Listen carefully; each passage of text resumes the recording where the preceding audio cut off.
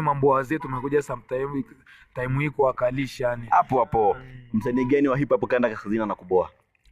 Sasa wananiboa wote Arif. Wataje majina hata watatu wawili. Yani wananiboa wote, alafu siwezi kuwataja majina kutokana na nini?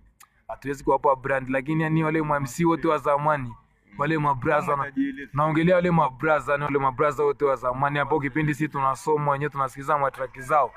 Yani wale wote wananiboa.